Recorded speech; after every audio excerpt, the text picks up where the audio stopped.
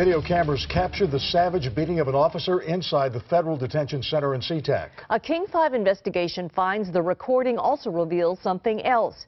Serious problems inside the nation's federal prisons. Chris Ingalls reports how one of those problems has a quick fix that prison officials just aren't using. Early morning at the federal detention center in SeaTac. He's working by himself right now. A single corrections officer is unlocking cells so inmates can start their day. He is all alone in this unit with at least, I'd say probably around 120 inmates. He has no one else to watch his back. It's exactly the moment the two inmates at the tables have planned for. They know that it's the perfect time to take us by surprise. He's got his back turned and they jump up and start the assault. You can see him struggling to get away. I can't imagine what must have been going through his mind. Inmate Sabir Shabazz, a pimp facing federal child prostitution charges, is armed with this pipe torn from the sink in his cell. This attempted murder in progress is stopped by some unlikely heroes, other inmates. Those two inmates that stopped the assault saved that officer's life. He must have seen that as a miracle. Michael Meserve is himself a federal corrections worker. They've armed themselves and they're waiting. Who says this video reveals the increasingly hazardous conditions that Bureau of Prisons employees face. Not just the attack. Get up here, we need help now! But its aftermath. Prison video shows Shabazz and another inmate, armed with this homemade knife, square off when other officers finally do arrive. On the right-hand side now, we have an officer coming up with pepper spray.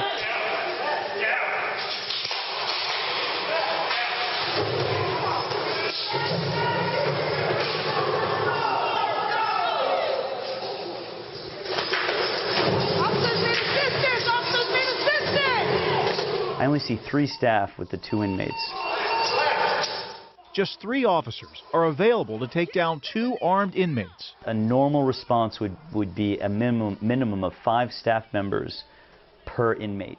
Meserve, who works for the Corrections Officers Union, says more than ever, employees in federal prisons are outnumbered. We work in a very dangerous environment, and something like this could happen to any Bureau of Prisons employee on any given day. It's been almost a year since the assault here at the detention center, but the Federal Bureau of Prisons still doesn't want you to see this video. The United States Attorney's Office refused to release it, citing privacy and security concerns. The King 5 investigators got it only after we took them to court. It isn't just the union that says conditions in federal prisons are deteriorating. A pair of recent reports to Congress found federal prisons are up to 55% over capacity, with nearly 250,000 inmates. Single beds have been replaced by triple bunks. At the same time, there is a BOP-wide staffing shortage in excess of 3,200.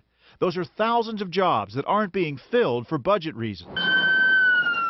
The danger isn't always contained behind prison walls. 2 months ago in Chicago, 2 bank robbers broke out of the federal detention center downtown, putting average citizens at risk. It's kind of scary, you know, it's a lot of things going on, and from downtown to here. Braided sheets together into a rope and rappelled 17 flights down to the ground. Chicago Corrections Officer Gary Mills says the inmates went undetected as they broke a window and chiseled through concrete. You had inoperable cameras, what we feel is an insufficient amount of staff working. Just creates a perfect storm for something like that to happen. Congress has cut back prison funding, but BOP has no authority to cut back on the tide of inmates. We have medical in the building. The officer injured at SeaTac has not recovered enough to return to work. Almost a year after the attack that nearly killed him, the early morning job of opening cells is still left to a single officer. That's a recipe for disaster. If the inmates are willing to conduct this kind of assault tomorrow, it could absolutely happen again. Now here's how it works. That single officer is required to open the cells before 6 a.m. 6 a.m. is when the full day shift staff clocks in. So why not wait 15 or 20 minutes when you have more manpower to open those cell doors?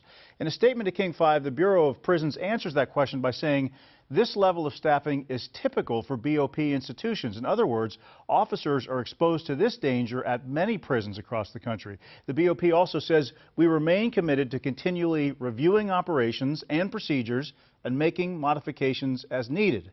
But BOP didn't answer our question about whether they're specifically reviewing that policy that seems like it could really be fixed pretty quickly and pretty inexpensively. They've got a lot of complicated things they've got to deal with out there, but this seems like one thing they could fix tomorrow if they wanted to. Just wait 15 minutes until the full shift's on. Right. Wow. Very interesting. Thank you, Chris. Okay, Thanks, you bet. Chris. Sure.